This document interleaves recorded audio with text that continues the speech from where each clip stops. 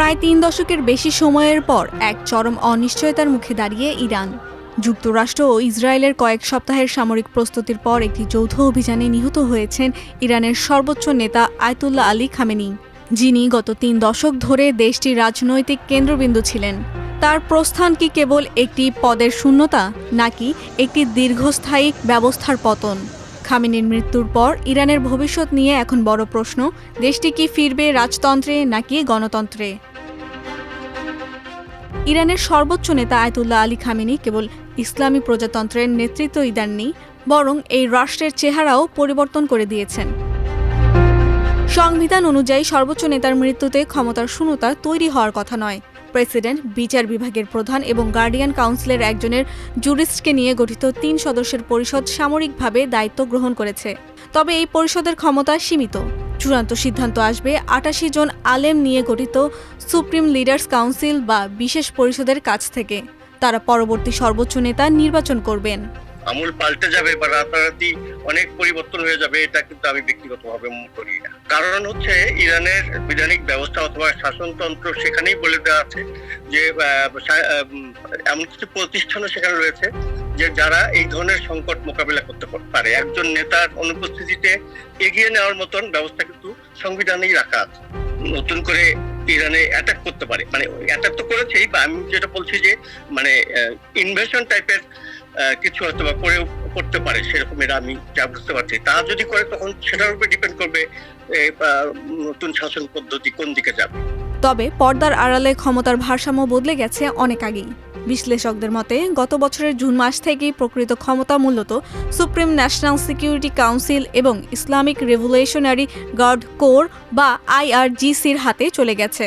ফলে নতুন নেতা নির্বাচিত হলেও আইআরজিসির কঠোর নিয়ন্ত্রণ বজায় থাকার সম্ভাবনা প্রবল। তারা এই যৌথ অভিযানের পর আরও প্রতিশোধ পরায়ণ হয়ে উঠতে পারে এবং অভ্যন্তরীণ বিদ্রোহ দমনে আরও মরিয়া রূপ নিতে পারে। অন্যদিকে গত ডিসেম্বর থেকে দ্রব্যমূল্যের ঊর্ধ্বগতি ও দুর্নীতির বিরুদ্ধে ইরানের রাজপথ উত্তাল হয়ে আছে। বিক্ষোভকারীদের একটি ছোট অংশ ১৯৭৯ সালের বিপ্লবে ক্ষমতাচ্যুত শাহর ছেলে রেজা পাহলভির প্রত্যাবর্তনের দাবি তুলেছেন। বর্তমানে যুক্তরাষ্ট্রে নির্বাসিত পাহলভিও জনগণকে সরকার পতনের ডাক দিয়েছেন। তবে ৯ কোটি মানুষের এই দেশে পাহলভির রাজতন্ত্রের দাবির প্রকৃত জনভিত্তি কতটুকু, তা নিয়ে যথেষ্ট বিতর্ক রয়েছে। এই বিপ্লবের মাধ্যমেই বর্তমান ইসলামী প্রজাতন্ত্রের সূচনা হয়েছিল। মূলত ইরানে ১৯৭৯ সালে শাহের পতন এবং ইসলামী বিপ্লবকে দেশটির ইতিহাসে এক মোড় বদলকারী ঘটনা হিসেবে ধরা হয়। দেশব্যাপী দাঙ্গা, ধর্মঘট আর বিক্ষোভের মধ্যে ১৯৭৯ সালের জানুয়ারি মাসে জনপ্রিয়তা হারানো ইরানের শাহের সরকার ভেঙে পড়ে। তিনি ও তার পরিবার দেশ ছেড়ে পালান। আয়াতুল্লাহ আলী খামেনি ফ্রান্সে তার নির্বাসিত জীবন শেষে দেশে ফিরে ইরানের ইসলামী বিপ্লবের সূচনা করেছিলেন। বিংশ শতাব্দীর অন্যতম গুরুত্বপূর্ণ ঘটনা ছিল সেটি। ইরানের একচ্ছ শাসন করা রাজবংশের এই পতন আয়াতুল্লাহ খামেনির হাতেই ঘটে। তবে খামেনির পর তার এই শাসন ব্যবস্থা পরিবর্তিত হবে? পাহলভির রাজতন্ত্র ফিরবে, নাকি সব বাদ দিয়ে গণতন্ত্রের দিকে যাবে ইরান? এ নিয়ে প্রশ্ন উঠেছে। রাজতন্ত্র ফিরবে এটা আমি মনে করি না, যদি না ইরানের জনগণ সেই ধরনের কিছু অপ্ট আউট করে আর কি। আমি মনে করি গণতন্ত্র অথবা এই যে কট্টর মানে ধর্মীয় ব্যবস্থা, এর থেকে একটা এক ধরনের কি বলবো উদার, তারা কিন্তু এই যে ধর্মীয় শাসন, এটা কিন্তু তাদের উপরে চাপিয়ে দেওয়া হয়েছে।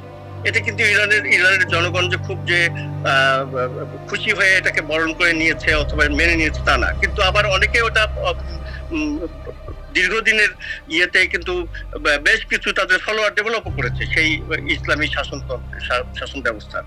তো এখন রাজতন্ত্র নয় অথবা এই রকমের ইসলামী শাসনতন্ত্র নয়, তারা বরং উদার ভিত্তিক গণতন্ত্রের দিকে যাওয়ার পক্ষেই থাকবে, এটাই আমি ব্যক্তিগতভাবে মনে করি।